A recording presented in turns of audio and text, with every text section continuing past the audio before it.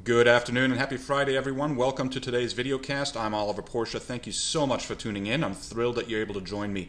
It was a positive, albeit tumultuous week on Wall Street as stocks went up and down to end the week. Well, there's about 40 minutes to go before the close on Friday, but it looks like we're going to have a positive close as comments from President Trump on this afternoon's press conference did not disrupt markets as some had feared with relation to China and the trade pact. Oil was up 90% for the month of May, which is, of course, absurd and not real in the sense that the starting point was so low and depressed and artificial that it's ridiculous. But it just shows you the type of manipulation and false pricing that can go on. Overall, stocks have fared pretty well. We're now up well over 35% from the March 23 lows. Of course, a lot of that is concentrated in a handful of tech stocks and other large cap stocks. These indices like the Dow and the S&P 500 are market cap weighted, so they are more impacted by larger companies than their smaller constituents, and that's something to remember for investors.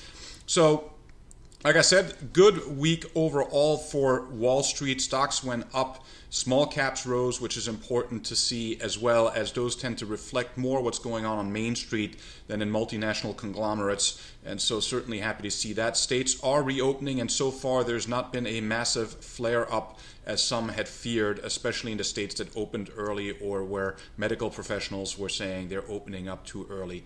Next week should be interesting for Wall Street as well, as there are going to be several key April and May economic data releases, including, of course, the May unemployment report on Friday, which might show as many as 35 million Americans out of work. That is the upper end of the estimate. Most estimates have it in the high 20s, but it is a possibility and something to consider as we continue to ramp up unemployment. But the good news is most states are getting back to work, and so employees are returning to work, and that is something that is very, very positive, of course. For today's second segment of this video, the question is, should you go on vacation?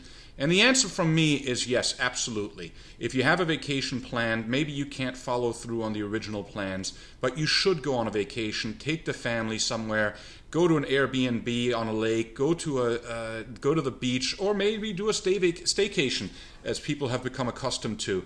But I think it is incredibly important to give yourself and your family a mental break, even though things are starting to reopen, which is very, very positive. But it is a strange world out there still.